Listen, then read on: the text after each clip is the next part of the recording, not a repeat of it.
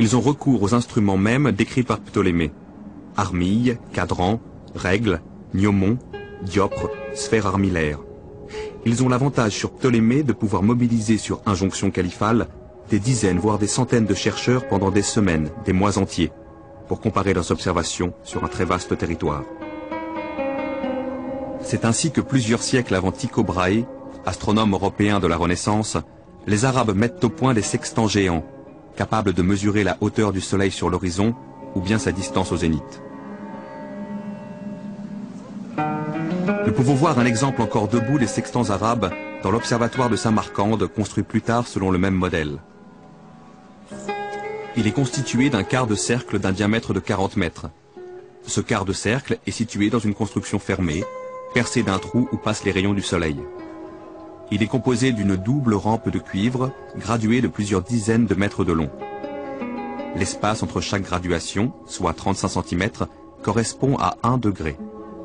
Pour lire l'angle du soleil par rapport à l'horizon, il suffisait de trouver le centre de la tache lumineuse sur le cuivre, formée par le rayon du soleil passant par le trou, au sommet de cet observatoire.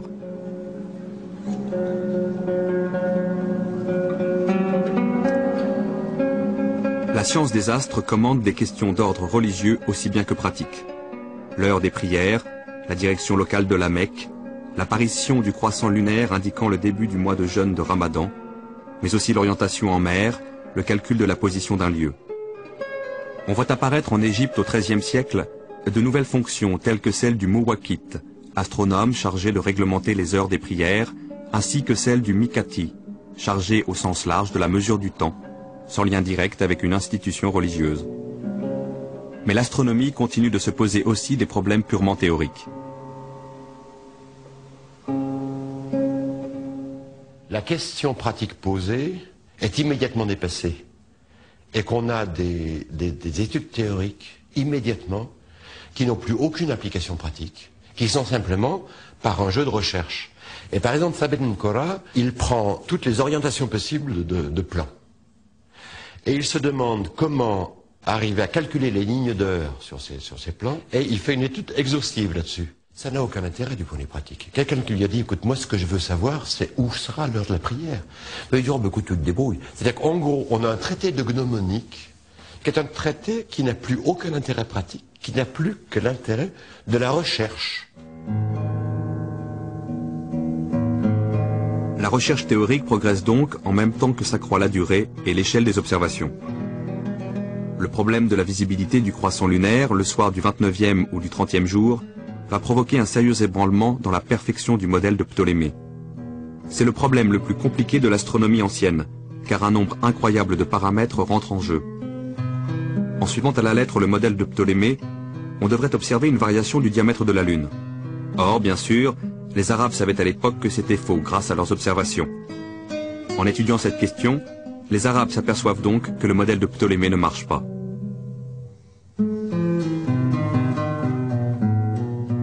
Un savant exceptionnel illustre le plus brillamment cette époque de synthèse entre les savoirs grecs et les nouveaux matériaux expérimentaux et théoriques des Arabes, Al-Biruni, qui a vécu au XIe siècle.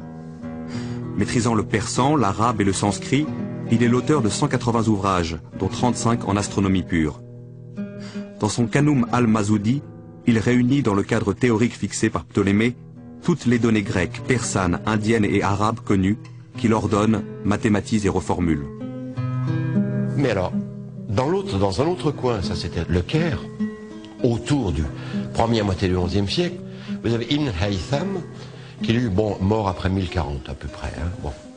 Mais alors, ce qu'il y a, c'est qu'Ibn Haytham, lui, n'était pas un observateur. Mais c'était quelqu'un qui avait un mathématicien exceptionnel, un physicien exceptionnel, et qui prend simplement les travaux d'astronomie qui ont été faits jusque-là, et il fait un petit traité qui s'appelle les doutes sur Ptolémée. Et il reprend Ptolémée en fonction de tous les travaux antérieurs, sur les 2 siècles précédents, en langue arabe. Et il voit que Ptolémée ne tient plus.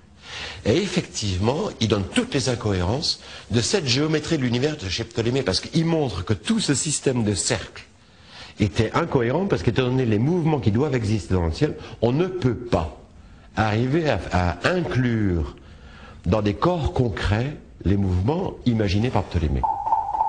Le système de Ptolémée se fissure, mais reste toujours irremplaçable. Il faut des trésors d'ingéniosité mathématique pour continuer de le faire marcher. Au XIIe siècle, plusieurs savants, dont Averroès en Espagne musulmane, mettent l'accent sur les contradictions du système ptoléméen pour en proposer une formulation nouvelle. C'est vers le milieu XIIIe qu'il y a un observatoire qui est créé dans la Marara, disons que c'est le nord-ouest de l'Iran actuel.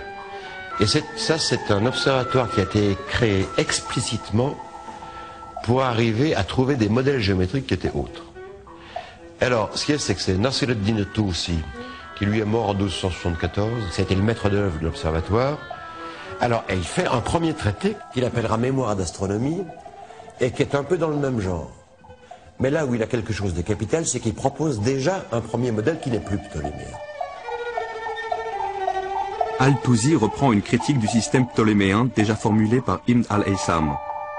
On observe dans le ciel des mouvements de va-et-vient que décrivent certains astres, et qu'il est impossible d'expliquer par de simples mouvements circulaires, si complexes que soit le modèle. Il prend un grand cercle, un cercle de rayon R sur 2, moitié. Il fait rouler le premier sans glissement, à l'intérieur du premier, et chaque point du petit cercle qui roule a comme lieu géométrique un diamètre du grand cercle. Et il le démontre. Si bien que ça lui permet d'intégrer dans les modèles de Ptolémée un système de deux sphères qui roulent l'une dans l'autre et qui donnent un mouvement alternatif. Et on en arrive à Ibn Shater qui est la fin 14e, et il prend des systèmes d'épicycles multiples. Et tout peut être calculé en termes de mouvements circulaires uniformes. Donc on peut faire une maquette de l'univers. Et d'une certaine façon, Ibn Shater en 1372 réalise bien mieux que Ptolémée lui-même le programme que Ptolémée avait donné au IIe siècle. D'une certaine façon, c'est la perfection du géocentrisme avec la physique ancienne où la Terre est au centre du monde et tout tourne de façon parfaitement uniforme autour d'elle avec des compositions de cercles où tous les mouvements sont centrés sur la Terre. Et ce qui est très intéressant dans le cas, c'est que si vous voulez, toute la géométrie de l'univers telle qu'elle a été faite par Nasir ad-Din, Qutb ad-Din et Ibn Shater, est la géométrie de l'univers qui a été reprise par Copernic en 1543. La révolution de Copernic porte une date, 1543. Le Soleil devient alors le centre du modèle géométrique de l'univers. Copernic, bon, lui change l'origine et met le Soleil au centre de l'univers plutôt que la Terre. Mais il garde le mouvement circulaire uniforme, comme les anciens. Il garde le monde organisé en sphères, avec tout le mouvement circulaire uniforme qui reste indispensable. Mais il change l'origine. C'est la seule chose qui change par rapport à l'astronomie ancienne. Et il n'a pas changé la physique, si bien son univers n'est pas assez cohérent. Mais surtout, ce qui est très intéressant, c'est que toute sa géométrie de l'univers est exactement celle de l'école de Marara. Et lorsqu'on prend tous ces modèles géométriques, tous ces modèles géométriques sont ceux d'Ibn Shater, où il a changé l'origine, évidemment. Mais le changement d'origine accepté, tous les modèles sont ceux d'Ibn Shater.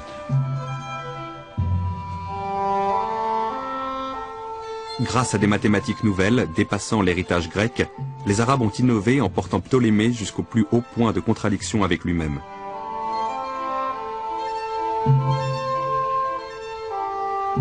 C'est par là qu'ils ont préparé la révolution copernicienne et frayé la voie à la renaissance scientifique de l'Europe.